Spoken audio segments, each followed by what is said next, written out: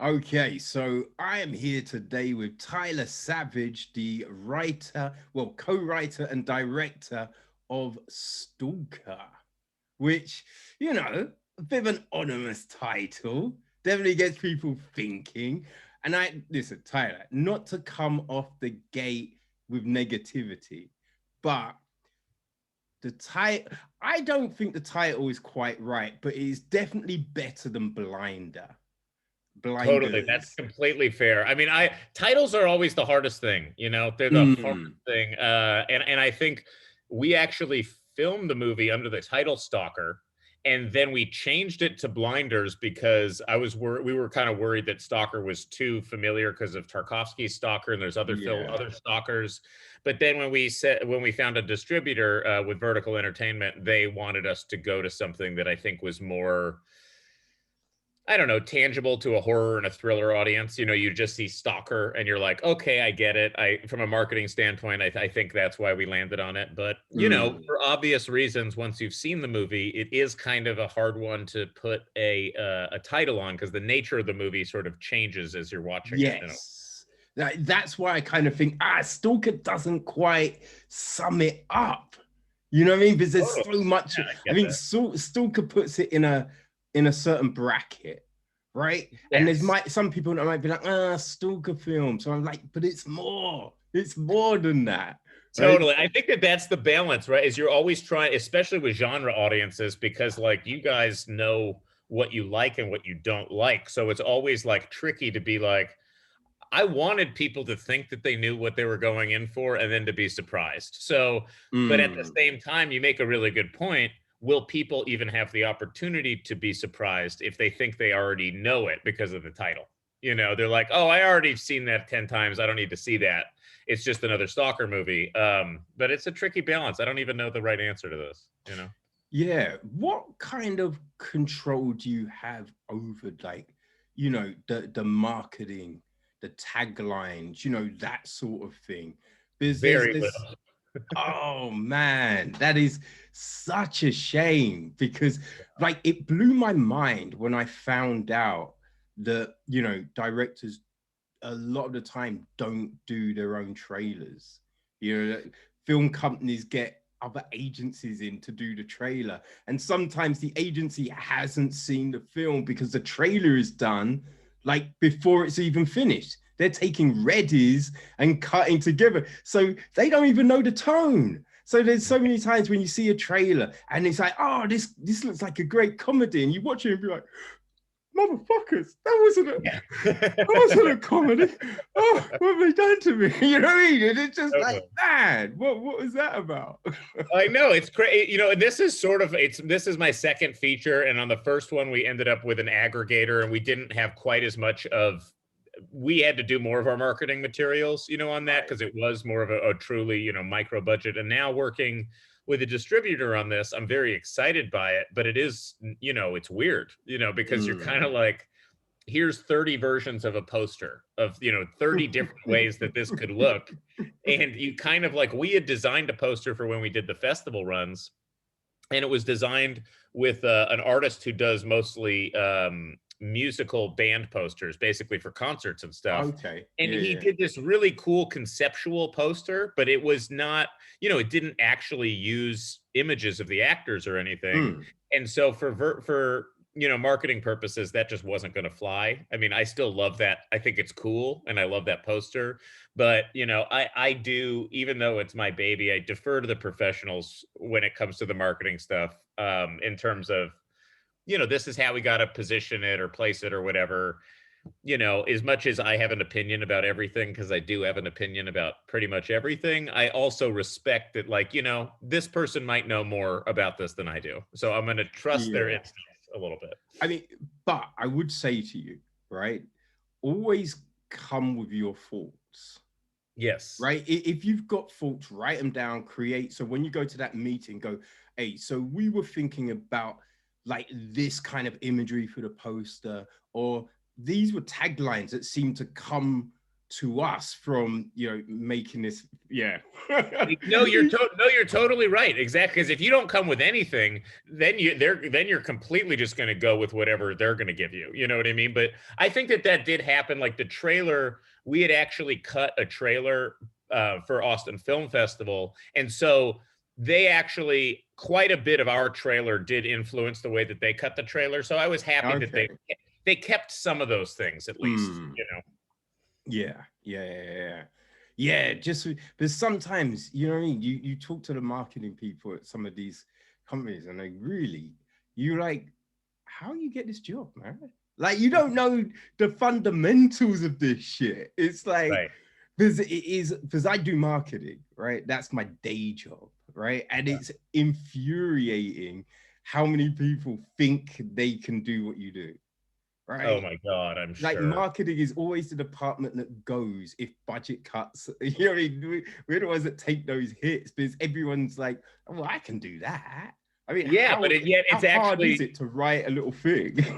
no, and it's what's actually driving any business is that marketing work. You know what I Yeah. mean? Like you could have the greatest product in the world, but if you don't know how to tell people about it, who cares? You know, who gives a shit? It won't matter.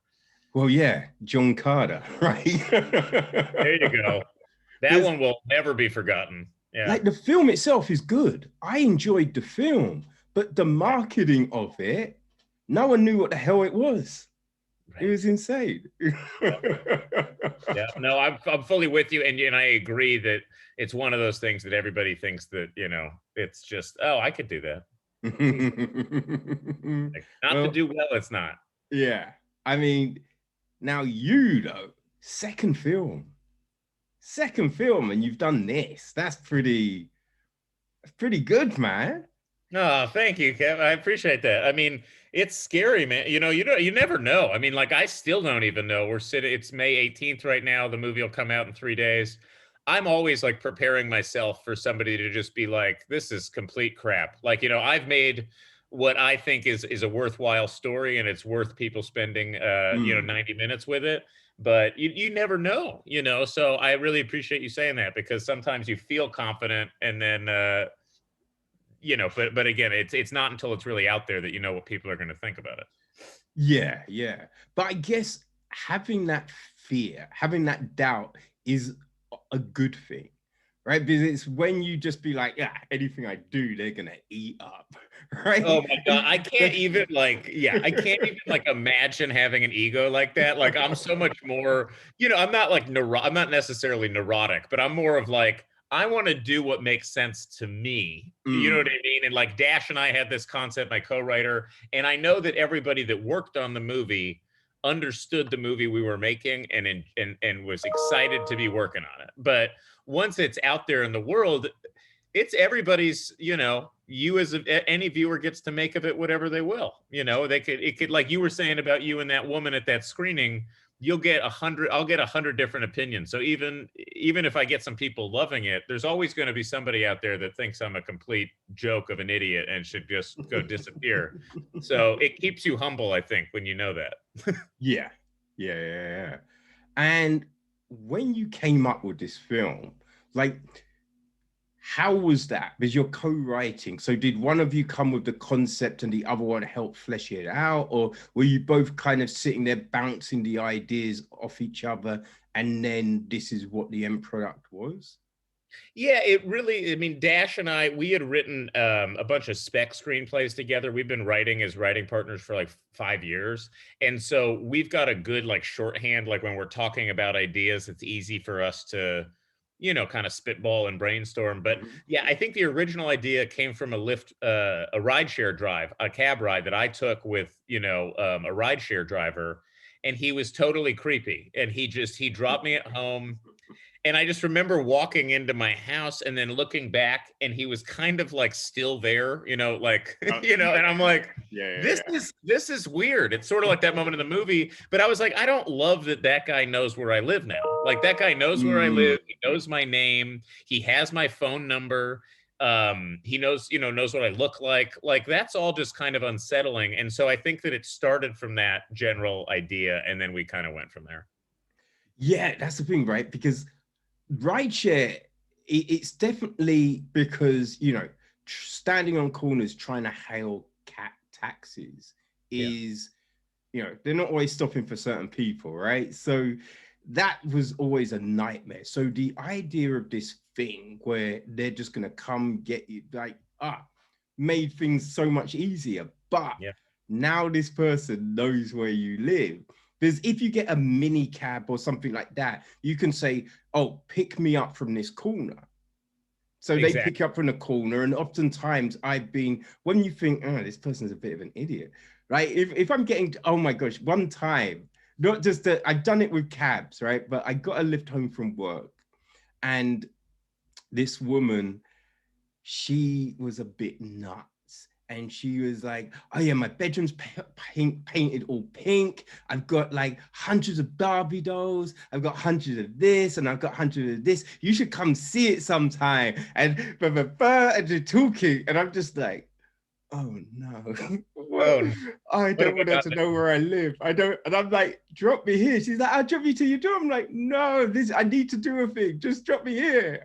This is fine. It's so much easier. If somebody freaks you out like that, though, the best thing to do, in my advice, is just make sure she likes you. Because you're like, if she likes me and she thinks I'm a friend, then I don't need to worry. So I was, even with that creepy ride driver, I was like, I'm just being as nice to the guy as possible, because I'm like, I want this guy, because if he is a scary individual, I want to make sure that I didn't do anything to upset him. But I mean, you say that, Tyler, but I yeah, think your movie shows. I know. I think If someone likes you, I know. don't mean shit gonna go right. This is true, and also I think pretty much every rideshare company probably doesn't like me very much for having made this movie. I didn't make rideshare drivers look positive. I mean, but there was already Spree. So the I mean, Yeah, you can blame them for that. You mean no, that was exactly. Spree's fault. Like Exactly. I don't throw the shade on you that bad.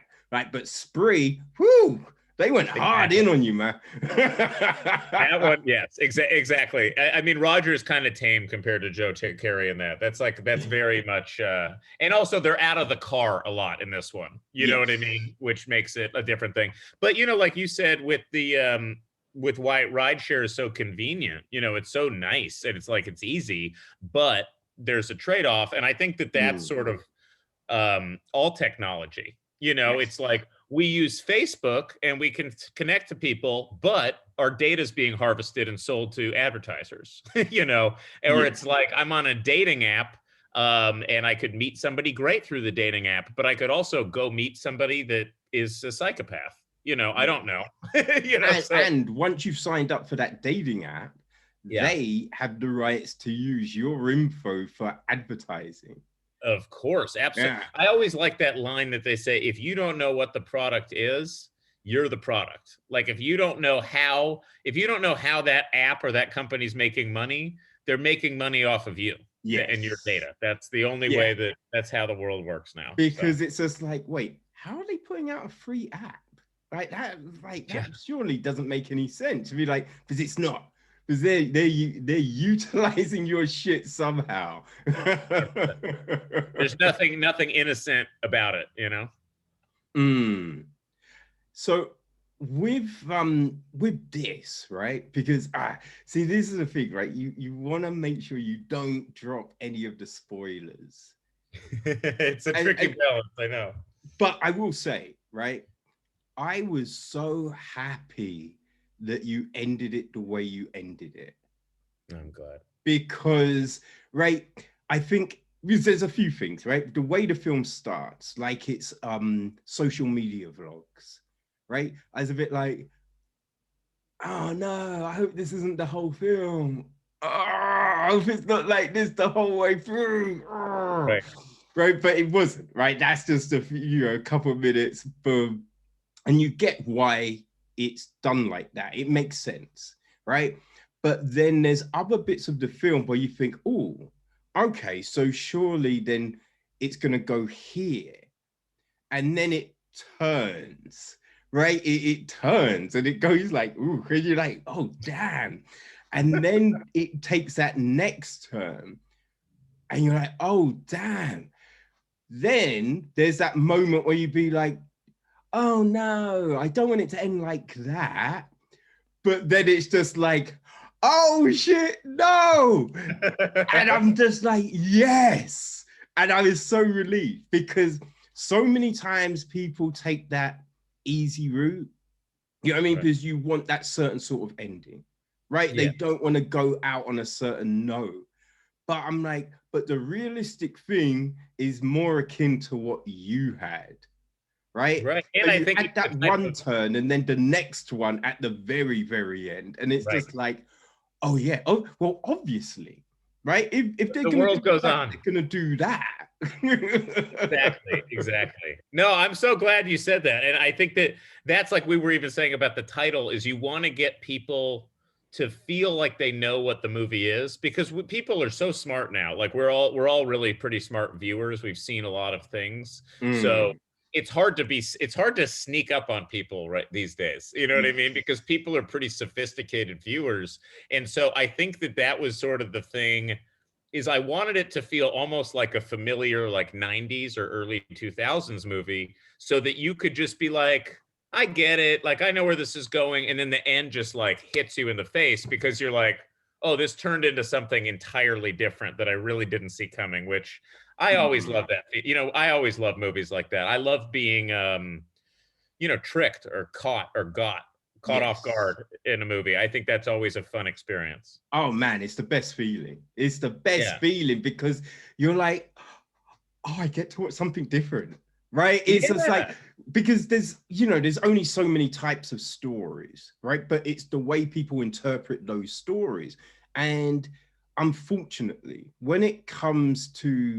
I think when it comes to large organizations, they wanna play it to the things people like, Yes. right? So it's just like, I mean, we could end it like that, but I mean, we know from our research, a lot of people have said they like these sort of endings, so we should do that. And you're just like, research is bullshit, Yep. right? I will say research is bullshit because there's only a type of person that will do research, right? So when you factor, if you take 100 people, right, you might go, 40 of those people will fill in a questionnaire. Hmm. So that's not good data because Right. it's not a majority of the people, right? It's straight away it's under half of the people. Yeah. So even if you get 100% from that, it's still not a true representation. Yeah, and you're assuming that they were all being honest too, which Oh yeah, they people lie. because people lie and they change their opinions all the time. And I Yep. think that what happens too with the development stuff, like you'll see if one project, like what happened with like Paranormal Activity or something, is like Mm. you get one success and then all the studios try to figure out how to like do that again.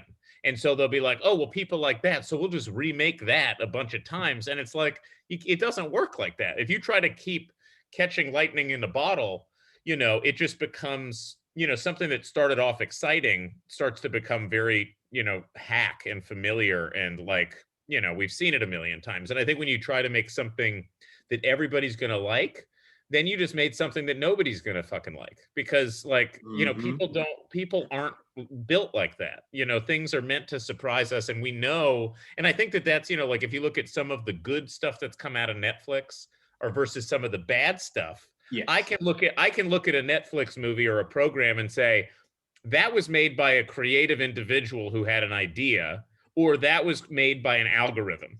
Like Yes. that movie was an algorithm that said this type of guy, this type of girl, this type of movie, and it ends like Mm-hmm. this. And then they are just like it's like a machine crapping out these things. And I think that anyway, I think that we should try to not fall into that trap too much because it gets tired. Oh, definitely. Definitely. I think that's I always like it when you hear about something and they're like, originally we thought the character was gonna be a guy, but when we're doing all the casting, it's just like this person read for that role, and we were like, she'd be great as the lead. So we just changed it because it didn't we realized gender didn't really matter right? And so wait, you know, they're thinking of the actual story. It's not, well, we know that people like a male lead, or we know people want a female thing. And it's just like, no, it's what works better for the story. So when you know they're doing that, you're like, oh, I can be on board for this shit. Exactly. And I honestly, like, I think about that very question. I think about that question so much that I even think about like my life is the same way. I'm like, it's sort of like, are you going to make decisions that you know are good for you yourself and your instinct? Or are you going to do something because your parent or your spouse or your friend or the world wants you to do it this way? Or, you know what I mean? Like, and I think that, it's hard because I want, like I want people to connect to this movie and I want people to like it. It's not that we all want approval. We all want to have we want to have positive conversations, but if that's your only goal is to try to please people or do the thing that is safe because you think it'll make you money or something, I don't think a lot of people get anywhere with that logic. I mean, No. some people have probably done okay, but I think in general, it's people that are trying to do something new or push it a little bit that usually, um, you know, hopefully find success.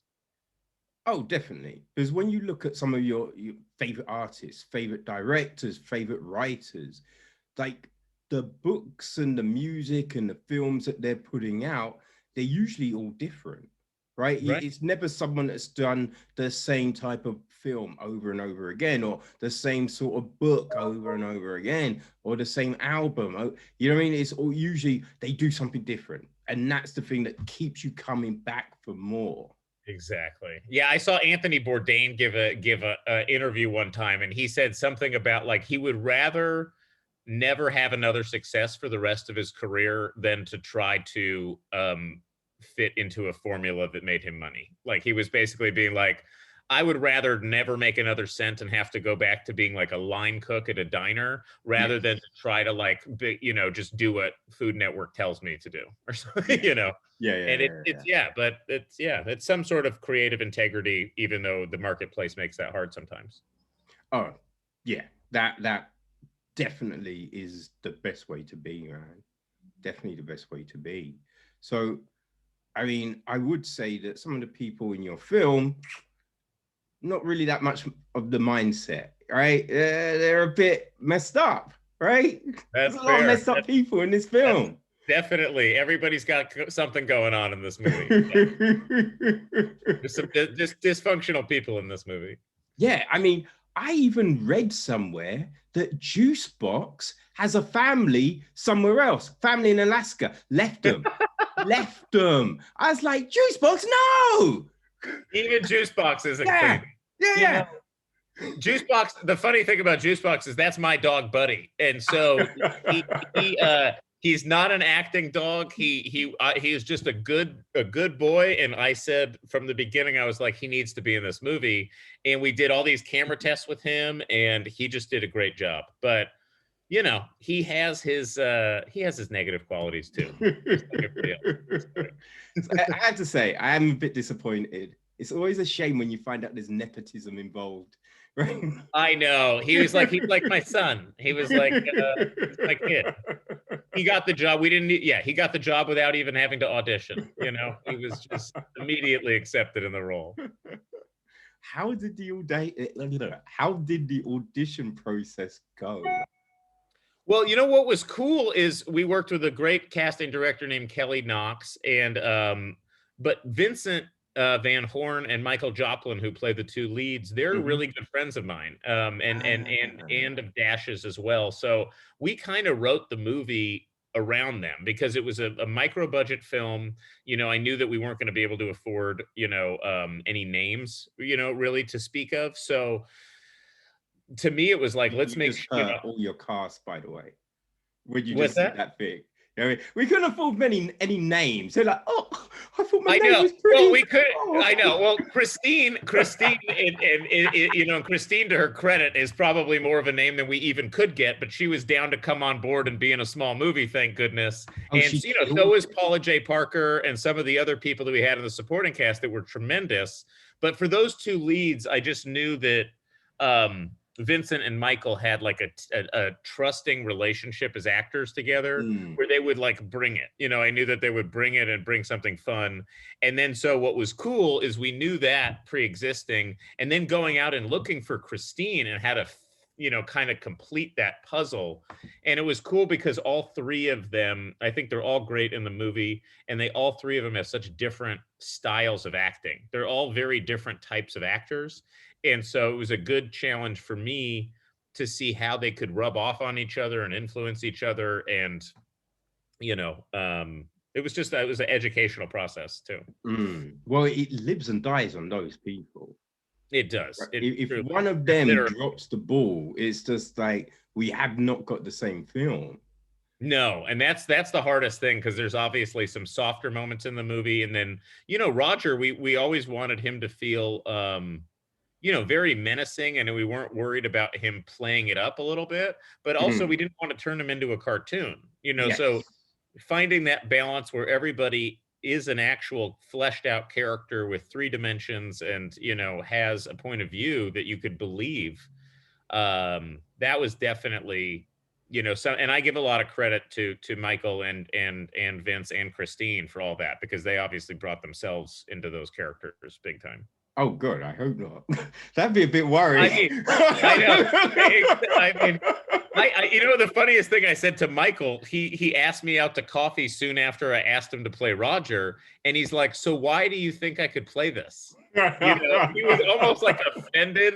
He was almost like offended that I'd asked him to play this role, and I was like, "Well, you know, the reality is he's one of the funniest guys I know. He's like a hilarious, you know, amazing improviser, and just a funny guy to be around." But he has this presence where, like, if he was sitting in your room with you there, he would have never broken eye contact with you this entire time. Like, Yes. when he's Yeah. talking to you, he is fully in the zone with you. And I was like, so all we need to do is like highlight that quality in you, and we could turn that pretty scary. You know what I mean? If you take that, even though in reality it's a very nice quality that he has, we can turn it into something terrifying. Oh, yeah, no, for sure, for sure. Like, I think a lot of times, you know, because what can throw me out of a film is when you go, I don't buy that, right? I don't believe someone could do that, Right. or that they would go to that level, or they would stop at that point. So when you have certain moments in this film, right, especially towards the end, right, I was worried. I was very worried, and I was like, I hope. And when it takes it, I was like, yes, because I'm just like, I wouldn't buy them stopping, right? I wouldn't buy Right. them stopping at that point. Right. And the way it all follows through, I was like, oh, thank God. And even, you know, there's the one character that makes a confession. I'd be like, of course they would do that shit. Yeah, good. They're That's a good. I'm glad. fucking weak arsehole.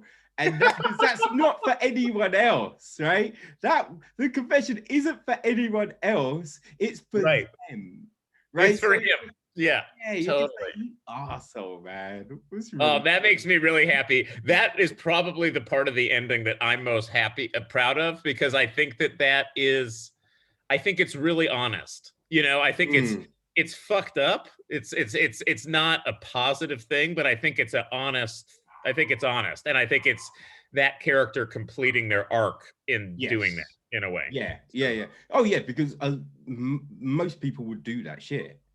Right, Right? exactly, and That's that's the why I wanted to consequence. look at some of the, you know, there's definitely some ugly, you know, human qualities on display in this movie, but, you know, as long as it's honest, I think it's okay. You know, I don't like to do things just they're ugly just for the sake of being ugly, but I think there's truth in that, in to be examined in that. Yeah, no, that's why it works, I feel, because, you know, a lot of the stuff I'd be like, oh, yeah, no, I would. I mean, is it bad to say that, yeah, when you're looking at Roger, I'm like, yeah, I'd do that. Yeah, Yeah. yeah, yeah, yeah. I mean, the best villains are the ones that you could actually relate to a little bit, you know? Where you're like, or what, you know, my favorite thing I always say, and I say this to Dash, I'm like, if I have a hero and a villain arguing, I want the villain's argument to actually be more convincing. You know what I Oh mean? yeah, Like, no, that you is want that. almost a They fact. have to be like even smarter than the hero, and they have to have this point of view that you're like, it's sort of like when, why everybody's obsessed with the Joker or whatever. You're just like, oh my God, even though this is madness, I really hear what he's saying, and I can kind of understand why he is who he is. Yeah, you can see the logic in it. Right. Right? Exactly. Even if it's a Even though sick it's logic. fucked. Exactly. Yeah, I do like a scorched the earth mentality. Yeah, exactly. Even though Exactly. you hold yourself back from it. Right? Yeah, I don't want to be that guy, but like it's interesting to see that guy. Oh man, yes. And like in their interaction at the coffee shop, right? It was when they leave and the thing, and I'm just like, oh yeah, that when someone does that's so infuriating. It's so infuriating because I'm just like, really? Is this what we're doing? Yeah, yeah, totally. And also like to take I'm glad that you brought that up because it's like taking the horror of some of the climax, I mean, because it gets very dark, but then Mm, also having there be like this very relatable, awkward stuff in there. yeah, You know what I mean? Where it's just like we've all been in that scenario, we've all had those interactions. Because it gets you to relate to Andy more too, which is what I think makes the ending really come together. Because you need to relate to him and see him in this certain way in order for the ending to kind of cohere or something. yeah, yeah. Although he irritated me. Good. And like Good. because he just that person, because it's just like the hike, right?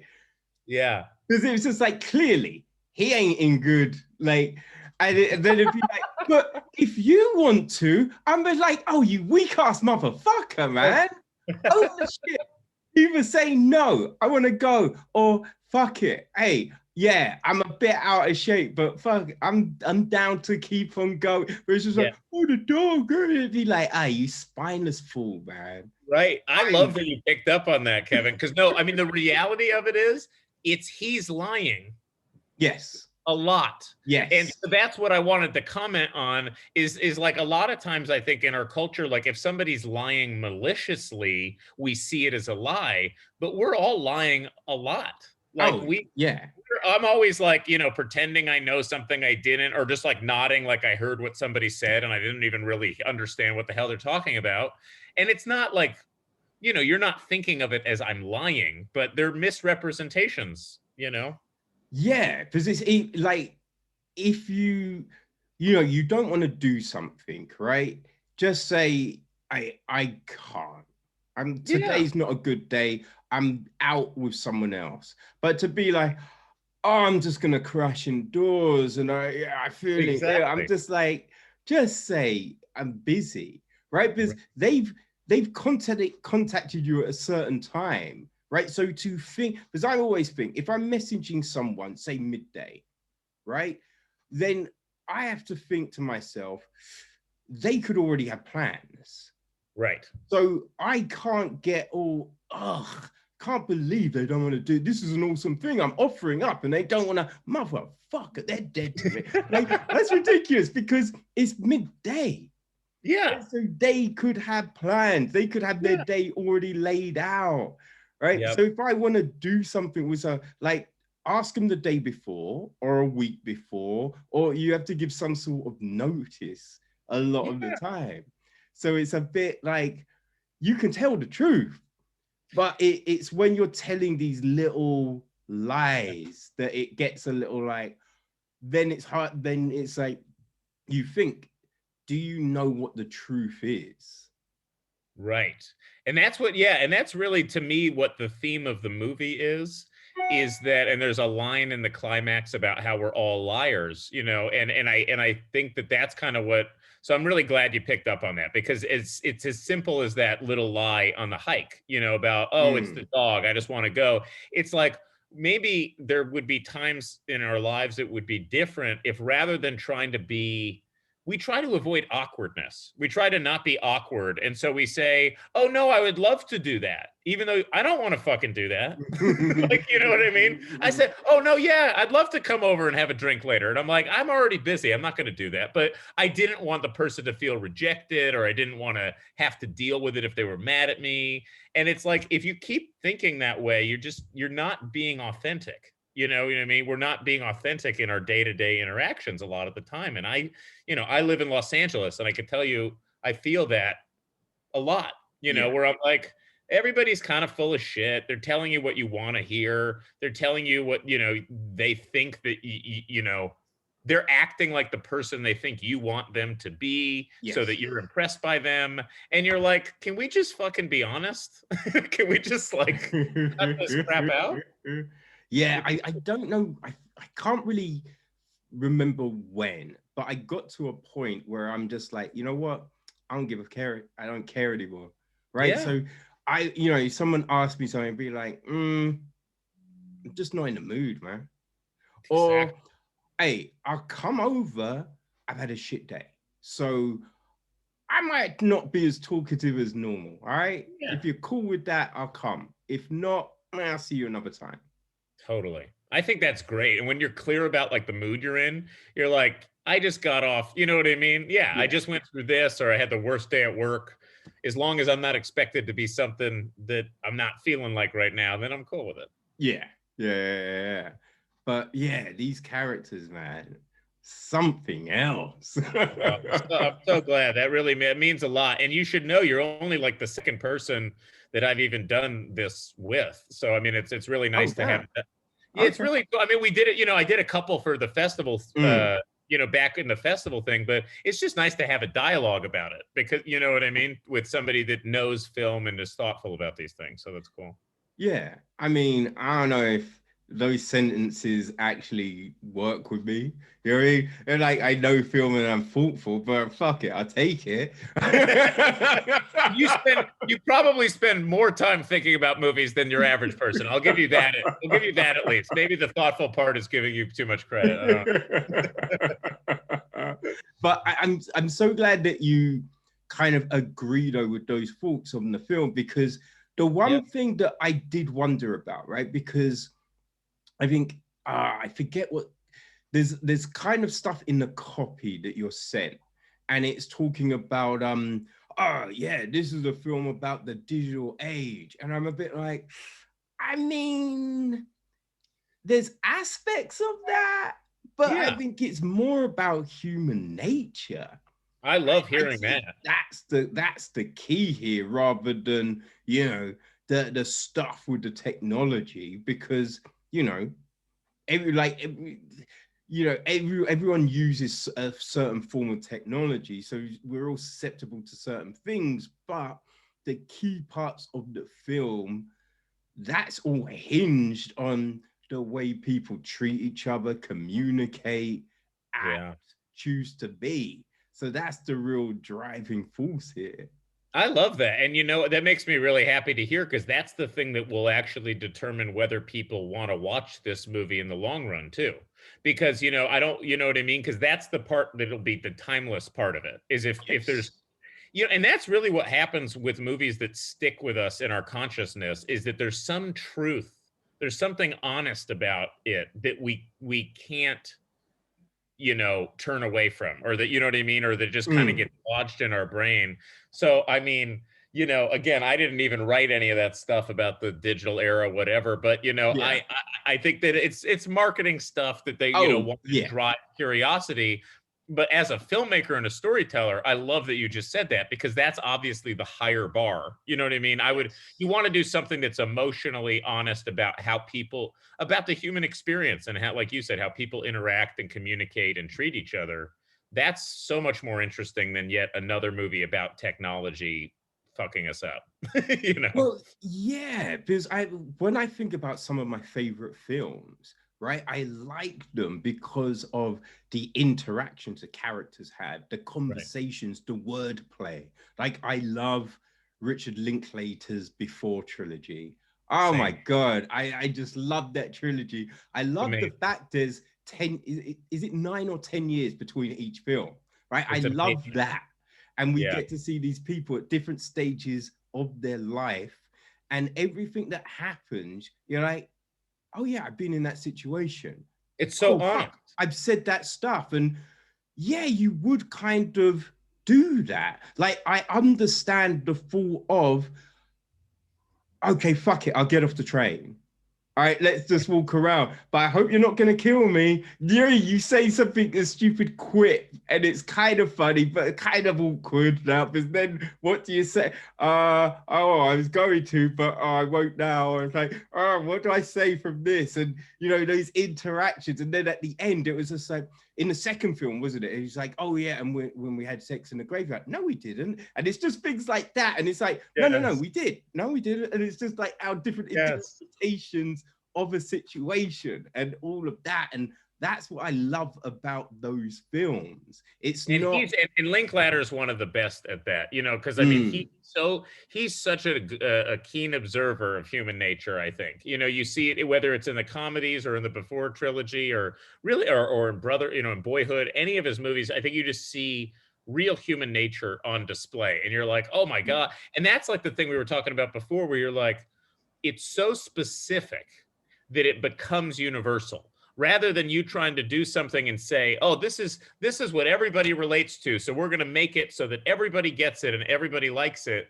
That never works. But when you make this conversation between an American guy and a French woman, and it's basically one conversation that takes place over 3 movies over 30 years, mm, it becomes so universal because there's something in there that all of us can relate to on a human level. It doesn't matter what country they're in or whether we've been in a dynamic where we dated somebody from France. That doesn't matter. It no. doesn't, it's just that there's a fundamental truth there that pulls you in.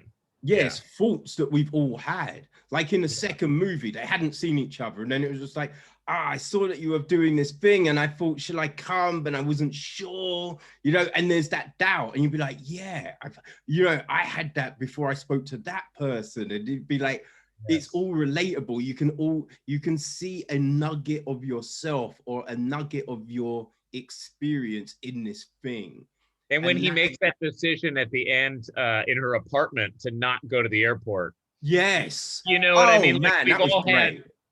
we've all had those moments where you're like, you're making a life decision Yeah. in this, you know what I mean? And it's very dramatic for the movie, but it's so relatable. It's Mm. great. And then the choice in the third film not to have them completely happy. That Yeah, there's these, issues and flaws, but they're still trying to make it work. yes, Yeah. absolutely. That it would be, I think it would be dishonest to have gone the other way. So that's what's so Mm. great about it. I love the third one too. Yeah. But it's that sort of dynamic, right? That you see here, right? Because we have like a guy in a bar talking to a girl, right? So it's things like that. It's like the whole, oh, we're not gonna do anything. Let's maybe just fool around and then just snuggle. And the amount of times that gets dropped, right? Like you could hear that, and it's just like, yeah, okay. Yeah, no, that's all I really wanted. Yeah, no, I Right, didn't want anything else. right. Obviously not. No. But you know what I mean? It's just like we've come across these things, right? These interactions, and it'd be like, like just going for the hike, just that kind of thing. Like one Yeah. person's fitter than the other, one person wants to do this and the other one doesn't. Like you do something nice for someone, and they're like, I don't really want to. Like Right. that infuriated the fuck out of me, I'm gonna say, right? I was just like, you fucking motherfucker, Yeah. like, what's wrong with you? I love. Hey, if it got a reaction out of you, it was doing the right thing. Then. That makes me happy. Oh man, yeah, it's so weird, right? I think when you watch something and you think you know where it's going, and then you find, and you're just a bit like, okay, I mean, all right, fuck it, let's go with it at least, because although I might know what this story is, all right, let's see what the writing's like, right? Let's Yeah, see how they tell this version of that story. right. Because even if it is something that you know, as long as the writing is good and the direction, and you've chosen good shots, interesting angles, interesting lighting, you can still be like, yeah, no, I liked it. I enjoyed that. Absolutely, yeah. It could be something that was well executed, even though you've seen it before. You could enjoy it. Yeah, Yes. But when it takes those turns, it just gives you that. There's this feeling that you get. It's a bit like going to that first gig, right? That first good gig, yeah, should I say, right? It can't be any old, but the first good gig, that feeling, that excitement, that, oh, I'm going to get something different. I'm going to get something I don't know here. yes. And you get that kind of like, all right, okay, I'm with you. All right, what are we going to do now? Where are we going, man? All right, I love cool. that. Where are we going? I And love you're like, that. oh shit, they did the thing. Yes. And that's the best feeling. But the uh, irritating thing about right now yeah. is it's fun. The thing I love the most about watching films is like coming out and then talking with someone about it, and be like, what about that bit when that happened? Be like, oh yeah, fuck. Or they say something and be like, oh shit, I missed that. Oh, it makes sense now when that thing Right. happened. But now when we're just watching them on our own kind of thing, it's like it's not quite, it takes that bit away, which That's is a right. shame, but which makes these conversations even like better, because you I get to know, because talk they're more about rare. it. Yeah. That we don't get. No, and I used to do that, like, again, I don't know, just going to the movies and then like going for a beer after and talking about the movie, just like basic things like that. We've lost Mm. that. I mean, I think you're totally right. And it's coming back a little bit. I've been to the theater like 3 times now, and I'm just gonna keep going every week and just seeing whatever the hell they put out, because it's just nice to be back in the theater again. But I appreciate what you were saying too before, Kevin, because I think it's like, um, the thing that is so fun about when a story unfolds in a way that you haven't seen before. I think there's like this quote from Kubrick about how if you tell somebody something, it's like if you tell somebody an idea and you explain it to them intellectually, that's not worth very much. But if you Mm. if you can get them into your mindset, and then they can have the process of discovery themselves, that process of discovering something new, then that'll stick with them for forever. Like they'll never Yes. forget that, because then that becomes like, oh my God, this is my thing now. It's not Mm. like, oh, that belongs to somebody else. It's like, that was my discovery going through it, and I had all my own thoughts about it. So now I have some ownership of it, which is like, that's the coolest fucking thing you could do with a story, I think, is to be able to pull people in with you like that. Oh, for sure. Yeah. Because yeah, definitely. I definitely agree that that's when you get the best buzz. And I think that's when you find people sit with a film, right? Because you like Donnie Darko, not the best reaction when it first came out.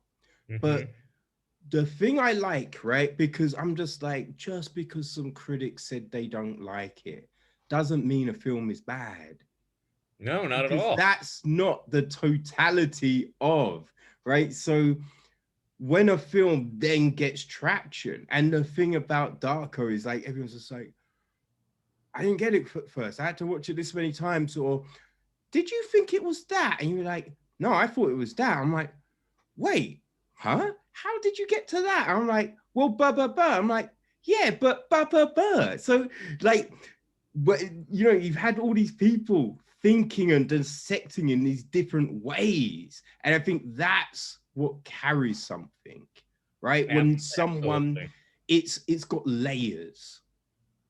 And That's then the that's the thing, truth. as long as it's got layers, but it's also like, back to your point about that woman in the screening you're talking about, is that it's not like there's not one right answer. No. I've talked to people about the ending of Stalker, And there's like definitely a couple different, not everybody thinks it means the same thing in terms of like what the theme is. And it's just even like to me, I'm clear on what I meant, but there Yes. will also be, but it's cool that there's people out there that could be like, oh, I thought it was this. And I'm like, well, great. That's cool. Like, you Mm. know what I mean? If they enjoyed that, or maybe they had something on their mind, or they just went through a breakup and so they saw it in a different way because they were thinking about their ex or something, you know what I mean? And then they Yeah. had, Yeah. Yeah. I think everything should be left up for interpretation, like that's the Yeah. best.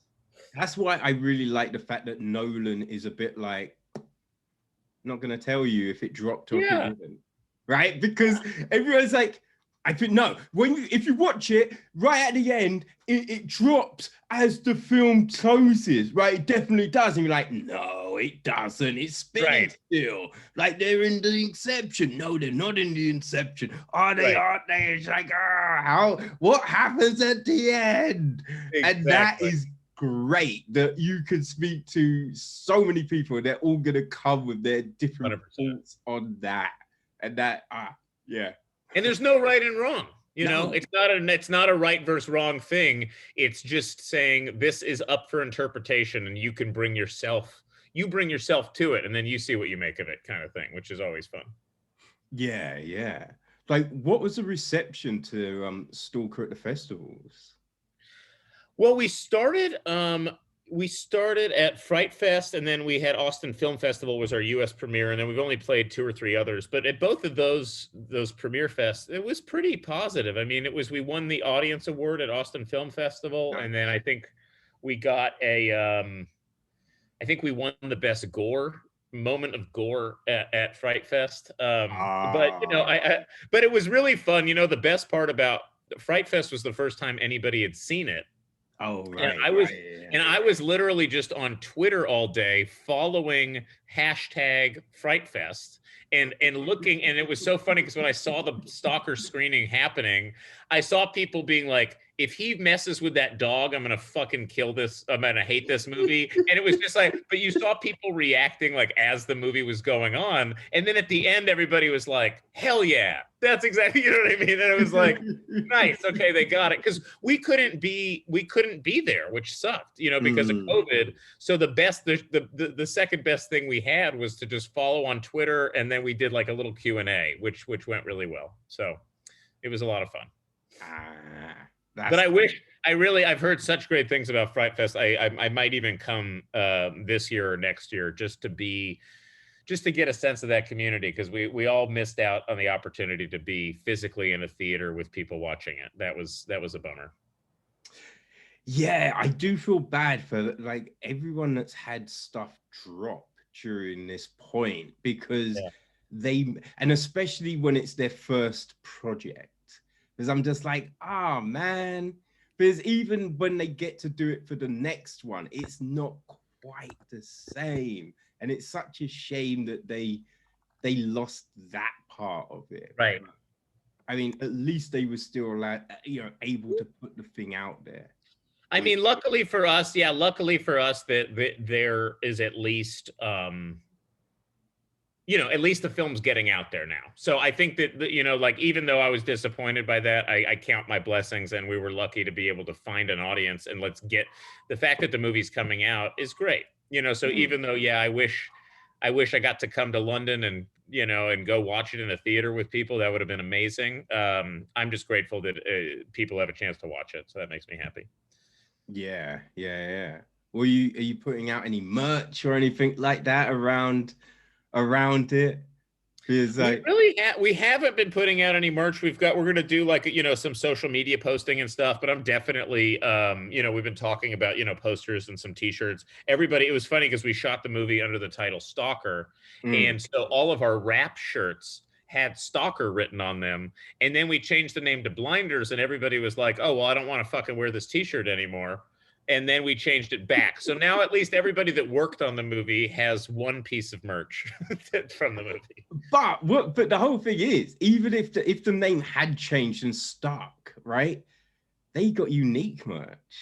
Well, totally. I mean, I actually always said that, and I got like 8 of those shirts in my closet just because I got extras, and it was fun because we just did the icon of you know, like your emoji cons on on when you're texting. Oh, It was yeah, just yeah, yeah, a car, an iPhone, and a knife, and that was, and throughout all of production on all of our call sheets every day, we had that image of just a car, an iPhone, and a knife, and we're like, that's the whole movie, you know. And nice. yeah, it was fun. Oh man. Yeah, no, I really appreciated being able to just yeah, talk to you about this because oh It's man, been a yeah, there's so many questions, right? After watching it. Right now, oh, let me ask this one before anything. Where did you like? Because I think we've got all of these great moments in the film, and especially at the end of the film. So, when you were writing it and filming it, when did you know this is the point it ends? Oh, that's a really good point. I think that part of it, and without giving away the ending, was really I wanted to come full circle, almost back to the beginning. So you Yeah, yeah. start with somebody arriving in a new town, and then I wanted to kind of end on somebody arriving in a new town. You know what I Mm. mean? Just to say, like, the world goes on. It's a cyclical logic. We'll be back through this again. This has happened many times before, and it will happen many times again. You know, so I wanted Yeah. that to be the ending, kind of. Yeah, yeah. Because oh, when you see the box, that definitely gives you chills. Because you're Right. like, Good. Good. oh no. Oh shit. Oh Yeah. shit. And then yeah, at the end, and then I love the fact you ended on that question and the Yeah. response to that question. Oh, I'm so You're just glad. That like, makes me happy. oh damn. It's a routine, you know. It's a Yeah. well practiced routine. Yeah. That's awesome. No, I love that you picked up on that too, because some people don't notice that on the first watch either. So that's cool that you got that. Oh yeah, no, that was great. And also that you flip the other thing, right? So you Right. then see that, oh, that doesn't matter. It's the, Right. you know what I mean? That is the thing. Oh shit. Like I expected to hear oh fuck, is it James Brown? You know, cold-blooded, like in the background. Yeah. That would have been the best. That would have been an amazing trailer song, you know? I mean, rolling credit song. Roll the credits Yeah. on that. That would have been even better. I love it. Oh man. Kevin, I'm so sorry, but Yes. I lost track of time. I realized it's 4:30 and I gotta be on a call in like 10 minutes for my day job. So Oh god. uh, Oh my days. Yeah, I've gone well over. I I know, but apologize. I was gonna say I do some marketing work for my day job too. So I think we're both living similar. This is the reality I love doing, and then there's always other work that needs to be done. Yes, yes, yes, unfortunately. But hey ho, it keeps you grounded, right? It does. It keeps you humble and it keeps you grounded. It's the right thing. Yes. Well, the film drops on Friday. So yeah, man. I mean, look, I hope you have all the success. And I hope when you've got something new in the pipeline, you can stop by and we can talk about it. Absolutely, and hopefully, hopefully next year, the one after, we'll be back to Fright Fest and back in this community. And honestly, hopefully, you and I will get to meet in person one of these days. Next time I'm out there. But it was a pleasure, and I really appreciate you taking the time. Ah, man, no, it was my pleasure. You and Dash have really knocked this one out the park. So Oh, yeah, thank you, well done, Kevin. man. All right, well, thank you, buddy. We'll talk very soon. All right, you have a great day. Yeah. You too. All right, Bye. thank you. Bye.